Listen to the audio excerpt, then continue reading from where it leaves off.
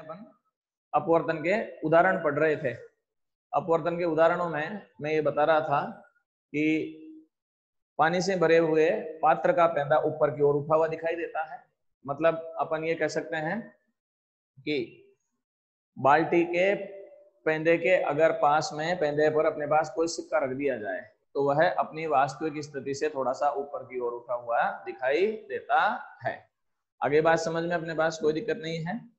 इसी तरह से अपने पास एक और होता है कि जैसे एक ये है, ये पानी है, पानी के अंदर यहां पर कोई मछली है अपने पास, ये मछली की आंख मान लेते हैं। तो अपन यहां से समझे, सबसे पहले कोई वस्तु यहां पर है, ठीक है, ये वस्तु है, यहां से प्रकाश की किरण चली, यूं आई, देखो ये आपतन कोण हो गया आई, ठीक है। अब अभिलंब के पास में आएगी, मछली दूसरी जगह बदल देंगे भाई अपन, अभिलंब के पास में आई तो यहां पर चली गई।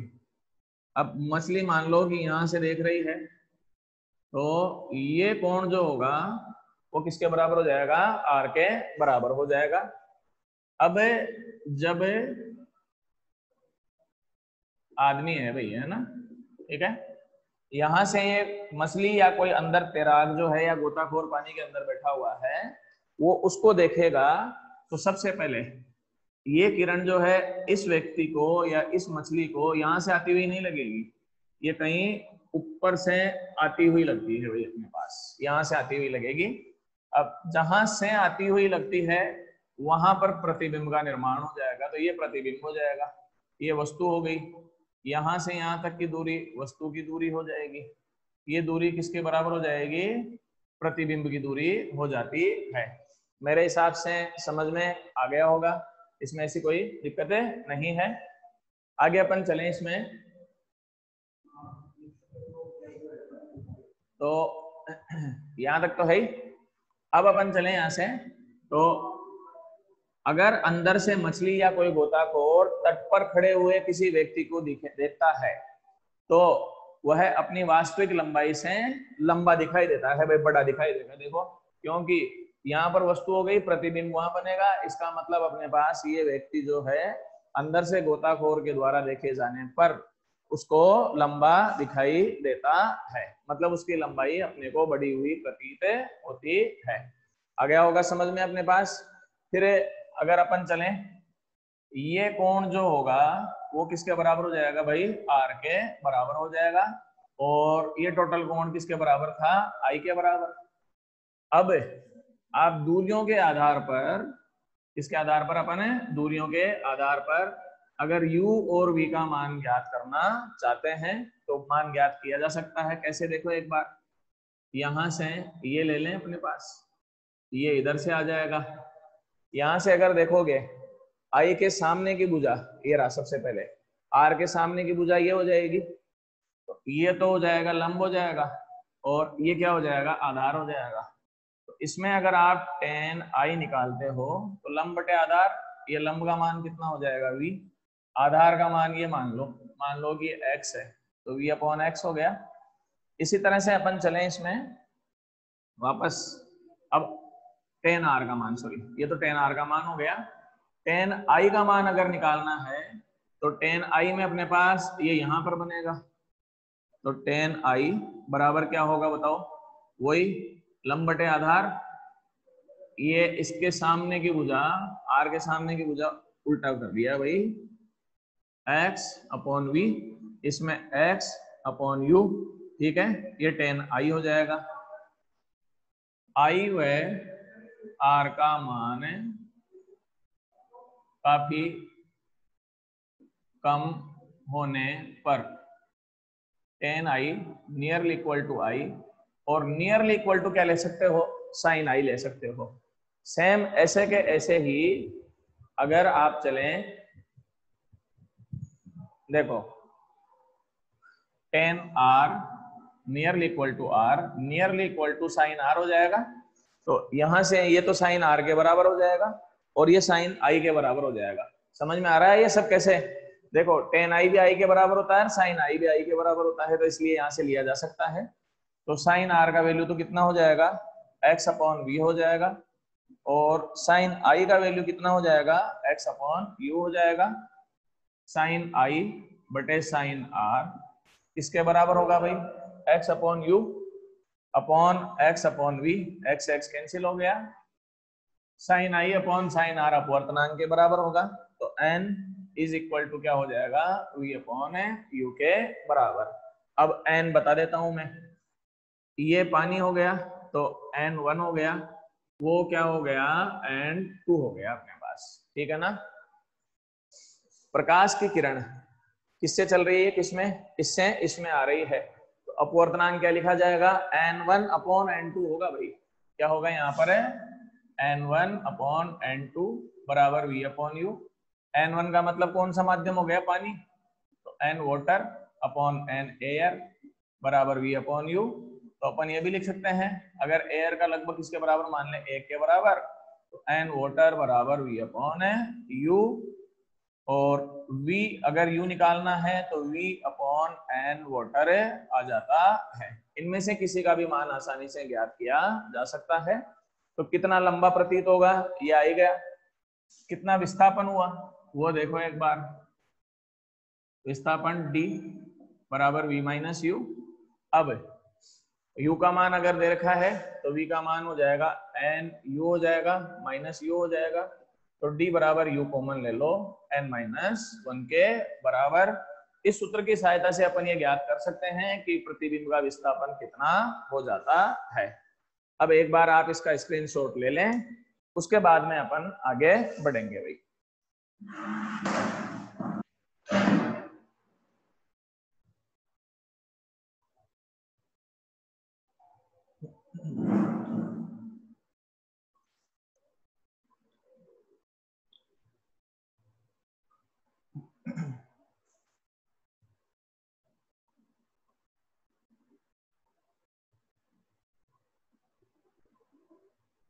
मुस्कान कंवर नहीं है भाई, इसमें क्लास लेती है नहीं लेती है, मुस्कान है या नहीं है तो मैसेज करें एक बार ताकि पता चले।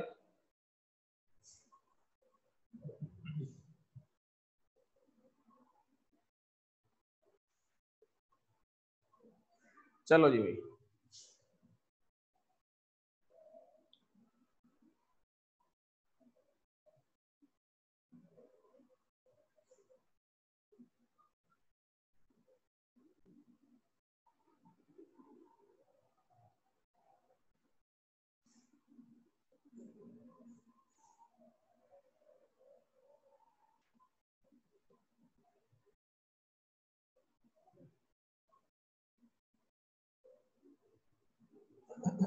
नेक्स्ट चल रहे हैं भाई अपन। अब एक चीज चलते हैं, एक विचलन कोण पढ़ा देता हूँ मैं पहले। क्या पढ़ा देता हूँ, विचलन कोण। विचलन कोण को दर्शाया जाता है भाई डेल्टा से। किससे दर्शाते हैं अपने, डेल्टा से। देखो जैसे ये अपने पास विरल माध्यम है, और ये कौन सा माध्यम हो गया, सघन। ये प्रकाश की किरण यूं आ रही है, मान लो कि ये कोण 45 डिग्री का है, विरल से सघन में गई, ये कोण 30 डिग्री का हो गया, ठीक है। अगर ये सघन माध्यम नहीं होता तो प्रकाश की किरण कहाँ जाती भाई, सीधी जाती है कि नहीं जाती। ये तो मूल मार्ग हो गया और ये परिवर्तित मार्ग हो गया, और इन दोनों के बीच का जो कोण होगा वो डेल्टा के बराबर हो जाएगा। इसको विचलन कोण कहा जाता है। तो विचलन कोण की क्या परिभाषा हुई देखो एक बार। विचलन कोण की परिभाषा यह है कि जब किसी प्रकाश की किरण का अपवर्तन या परावर्तन होता है तो वह अपने मूल मार्ग से जितने कोण से विचलित हो जाती है, अपने मूल मार्ग से जितने कोण से विचलित हो जाती है, वह कोण विचलन कोण कहलाता है। कैसे, जानी यहां चाहिए थी, यहां चली गई, तो अपन ये भी कह सकते हैं कि ये आपतित किरण है और ये निर्गत किरण है। तो आपतित किरण तथा निर्गत किरण के मध्य बनने वाला कोण किसके बराबर होता है? विचलन कोण के बराबर होता है। इसका मान कितना डिग्री आ जाएगा अगर निकालोगे तो? 15 डिग्री आ जाएगा। ठीक है, अब ये आई हो गया, ये आर हो गया। अब यहाँ पर इनमें रिलेशन देखो, आई में, आर में और डेल्टा में। तो आप देखोगे कि आई बराबर आर प्लस डेल्टा हो जाएगा और डेल्टा इज इक्वल टू क्या हो जाएगा? आई माइनस आर। समझ में आ गया होगा? कोई प्रॉब्लम हो पूछ सकते हो भाई। इसी में मैं एक दूसरी कंडीशन और बता देता हूं। मान लो कि ये कोण अब 30 डिग्री है, प्रकाश की किरण यहां चली गई, ये कौन सा माध्यम हो गया? सघन। ये कौन सा माध्यम हो गया? विरल। अगर ये विरल माध्यम नहीं होता तो प्रकाश की किरण यहां जाती, जानी यहां थी, चली वहां गई, तो ये विचलन कोण हो गया भाई डेल्टा, और ये टोटल कोण जो है ना वो आर के बराबर है। ये कोण डेल्टा हो गया और ये टोटल कोण किसके बराबर हो गया? आर के बराबर। इसमें भी ये 15 डिग्री हो जाएगा। ये मान लो अपने पास कितना हो गया? 30 डिग्री का हो गया। तो यहां से अगर आप देखोगे 30 और 15 कितना हो गया? 45 हो गया। तो आर बराबर 45 डिग्री हो गया। आई का मान कितना डिग्री हो गया? 30 डिग्री। डेल्टा का मान कितना हो गया? 15 डिग्री। तो इनमें क्या रिलेशन बनेगा देखो एक बार। इनमें रिलेशन यूं बनेगा, delta is equal to R minus I. इसका मतलब ये समझ में आया कि प्रकाश की किरण जब प्रकाश की किरण का जब अपवर्तन होगा, तो प्रकाश की किरण का जब अपवर्तन होगा तो उस स्थिति में विचलन कोण का मान या तो आई माइनस आर होगा या फिर आर माइनस आई के बराबर होता है। Is it clear? उसके बाद में एक थोड़ा सा मैं बता देता हूं। ये दर्पण है भाई, देखें, ये अभिलंब हो गया, ये प्रकाश की किरण इधर आई, ये 30 डिग्री है, ये परावर्तित होकर चली गई। अपन जानते हैं ये कोण भी 30 डिग्री। इसमें विचलन कोण कितना होगा? 1 मिनट का टाइम है, कौन बता सकता है? देखें, इसमें विचलन कोण का मान कितना होगा? एक बार मैसेज कर लें, 1 मिनट का टाइम है। नीतू बता भाई, देखें क्या रहेगा। पायल है, पंकज, अंजलि बुरी, मयंक, कितना होगा इसमें विचलन कोण का मान? एक बार आप मैसेज करें तो पता तो चले।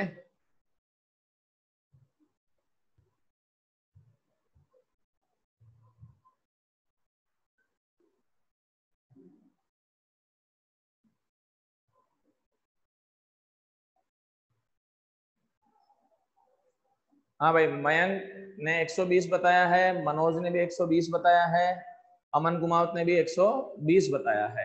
ठीक है, इन तीनों के सही है भाई। पंकज का गलत है भाई, पंकज ने 0 बताया है, वो गलत है। इसमें विचलन कोण आएगा 120 डिग्री। कैसे देखो एक बार। सबसे पहले ये देखो, प्रकाश की किरण जानी कहाँ चाहिए थी, तो ये आपतित किरण हो गई, डैश डैश करके यहां तक ले जाओ, तो ये ले गए। जानी यहां चाहिए थी, चली यहां गई, तो ये कोण अपने आप ही किसके बराबर हो जाएगा? 120 डिग्री के बराबर हो जाएगा। इसका मतलब विचलन कोण अगर परावर्तन में निकालना हो तो सीधा तरीका है 180 माइनस 2i के बराबर। ये विचलन कोण का सीधा सूत्र है कि डेल्टा इज इक्वल टू कितना होगा? 180 माइनस 2i। ठीक है, एक बार आप स्क्रीनशॉट ले लें, उसके बाद में अपन आगे बढ़ते हैं।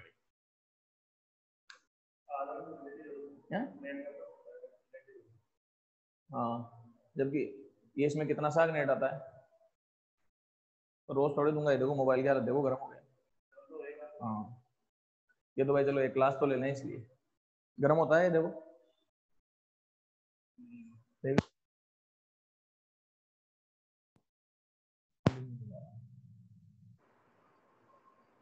नहीं, उससे बढ़िया जियो का डोंगर ले लो फिर, अगर ज्यादा दिक्कत है। कहाँ? यहाँ रिचार्ज है क्या?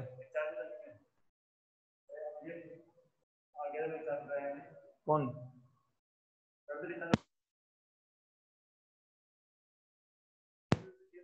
वो तो कम पड़ेगी।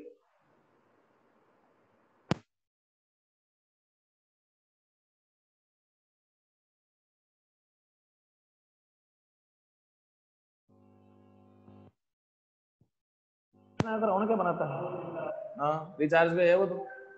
चले भाई आगे।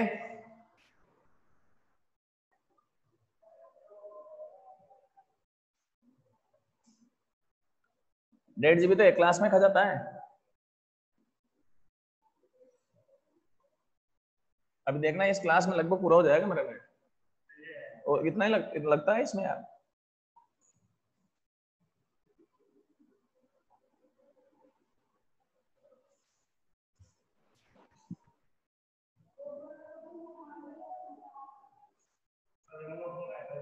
हैं?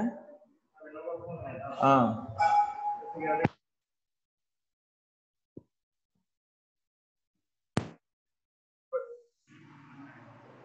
चलो फिर बाद में चालू हो जाएगा, देख लेंगे।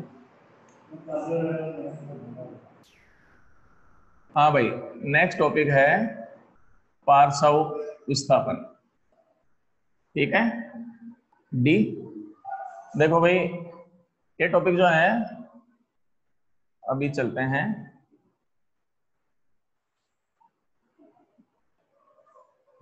थोड़ा सा डायग्राम बड़ा कर लेते हैं भाई अपन।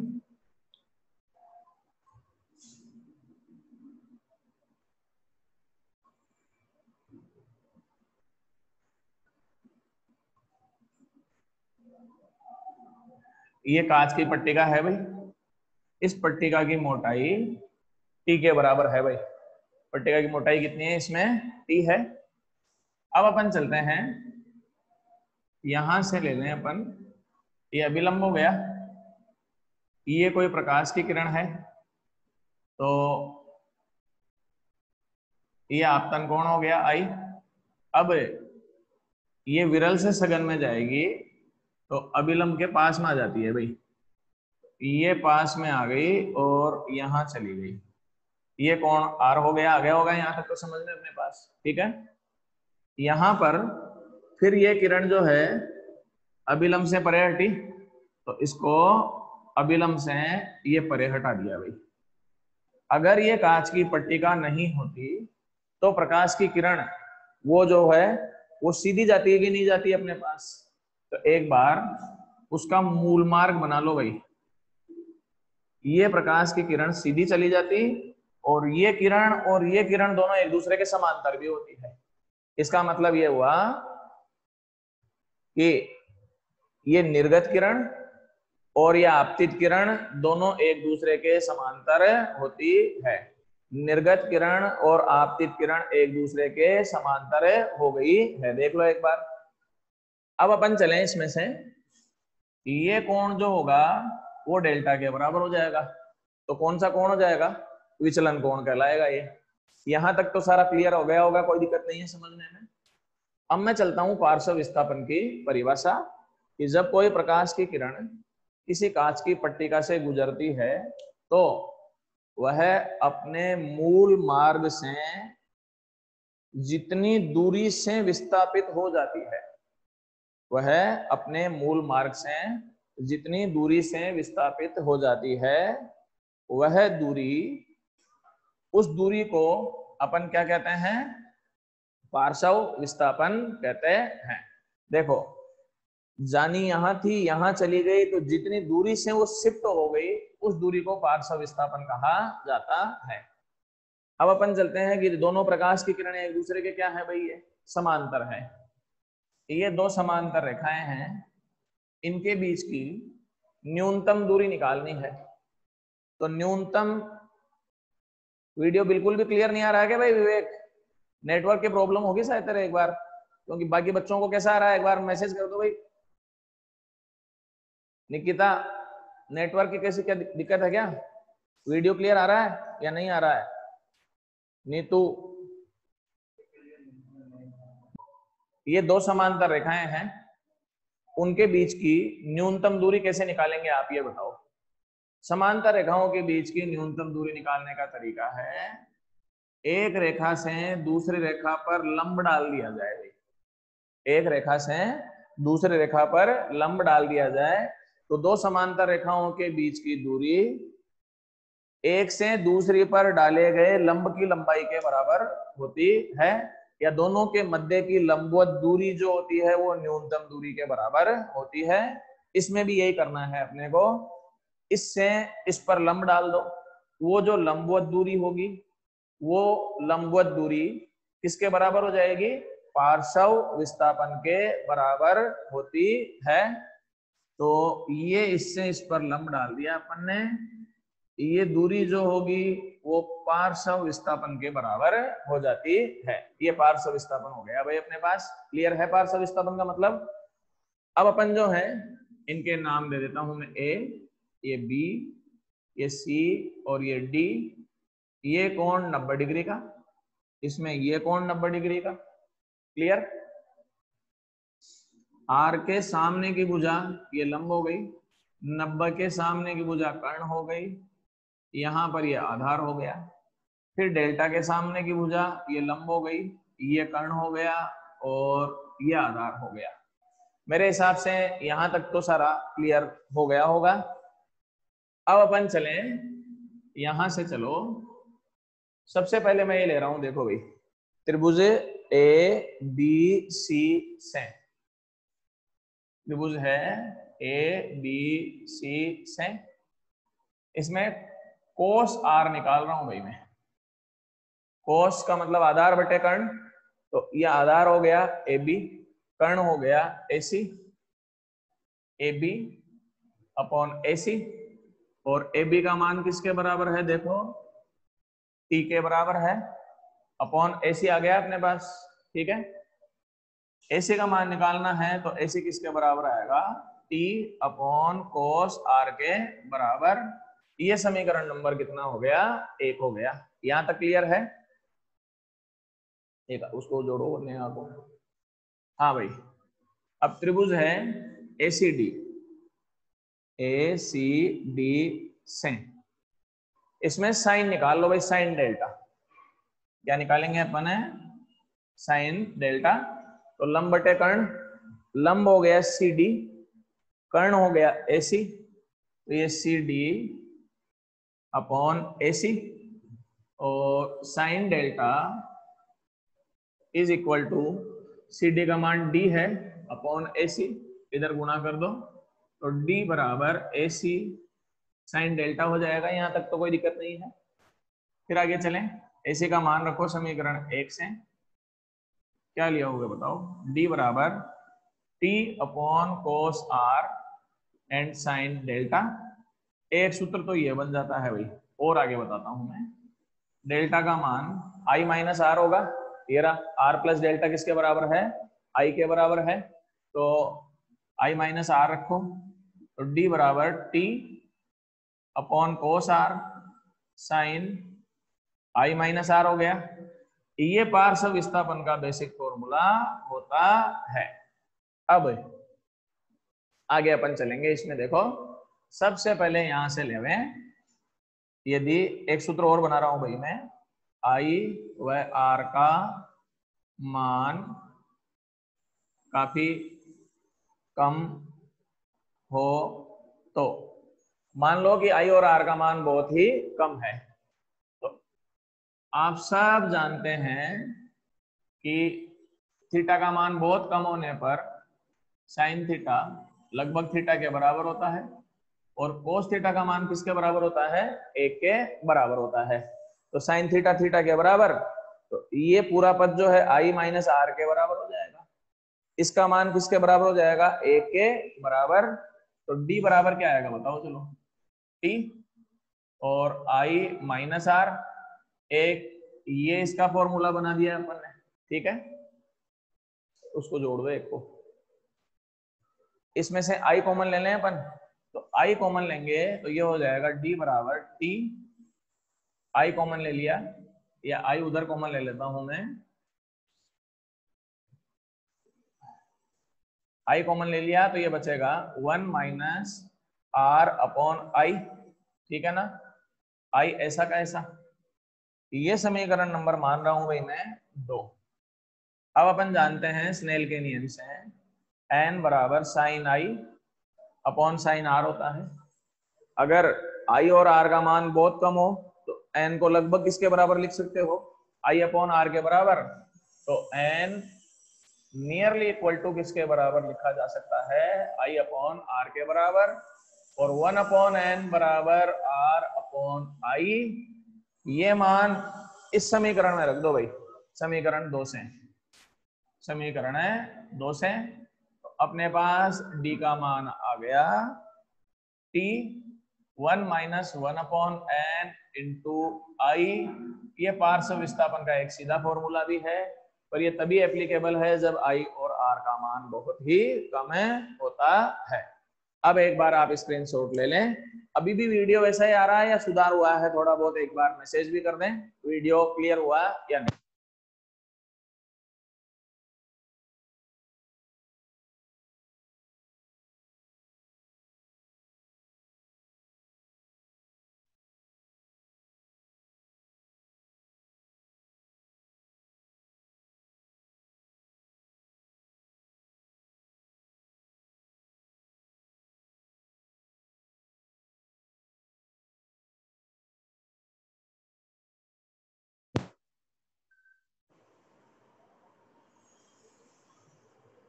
कोई दिक्कत आ रही है नेटवर्क है ना?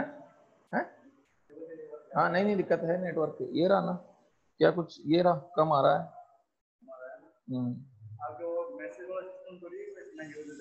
वो तो आएगा आधे पे।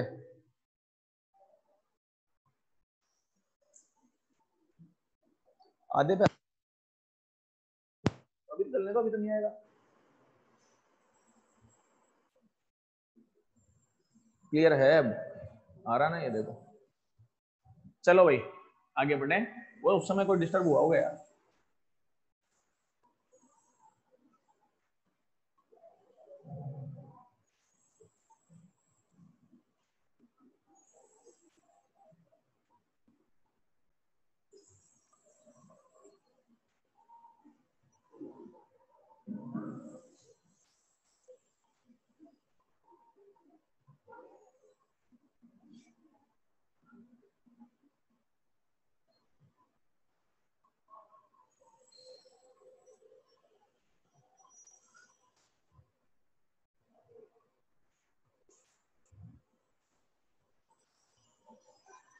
चलो भाई अपवर्तन का उदाहरण पार्श्व विस्थापन हो गया। उसके बाद में एक उदाहरण और है, तारे टिमटिमाते हुए दिखाई देते हैं। 8वीं में भी आता है, आपने देखा होगा तारे टिमटिमाते हुए दिखते हैं। क्यों नहीं तारे टिमटिमाते हुए क्यों दिखते हैं, उसका कारण होता है भाई, तारे जो है पृथ्वी से बहुत दूरी पर होते हैं, ठीक है। तो जब तारों से आने वाली प्रकाश की किरणें वायुमंडल से गुजरती है, तो वायुमंडल की विभिन्न परतों में घनत्व में परिवर्तन के कारण अपवर्तनांक में परिवर्तन होता है, और अपवर्तनांक में परिवर्तन के कारण अपनी आंख पर जो तारों का प्रतिबिंब बनता है वो एक स्थान पर नहीं बन के अलग अलग जगह पर बनता है भाई। देखो तारा अपनी जगह स्थिर है, मैं पहले ही बता देता हूँ। उस तारे का प्रतिबिंब अपनी आंख पर अलग अलग स्थानों पर बनता है, रेटिना पर, जिसके कारण तारे टिमटिमाते हुए दिखाई देते हैं। अब आप बोलोगे भाई ग्रह, ग्रह जानते हो आप, शुक्र ग्रह है, ज्यादातर शाम के टाइम शुक्र ग्रह ही दिखाई देता है भाई, जिसको morning star and evening star भी कहते हैं। शाम को सबसे ज्यादा चमकदार तारा अगर मान लो इस समय दिखाई दे रहा होगा तो शुक्र तारा होता है, ठीक है ना। तो वीनस दिखाई देता है। ग्रह कभी भी टिमटिमाते हुए दिखाई नहीं देते हैं, उसका कारण भी है, ग्रह पृथ्वी के निकट है भाई।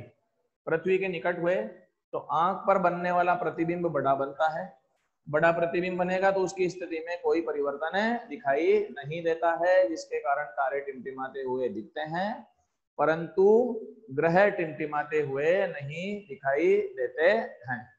ये एक उदाहरण हो गया। उसके बाद में अपन चलते हैं, जैसे मान लो कि पानी का ग्लास भरा हुआ है, उसमें एक पेंसिल रखी हुई है। तो आप ये देखते हैं कि पेंसिल जो होती है वो मुड़ी हुई दिखाई देती है। पेंसिल मुड़ी हुई दिखाई देने का कारण भी अपवर्तन ही होता है। तो अपवर्तन की घटना के कारण ही बाल्टी का पैंदा ऊपर दिखाई देता है, पेंसिल मुड़ी हुई दिखाई देती है, उसके बाद में तारे टिमटिमाते हुए दिखाई देते हैं।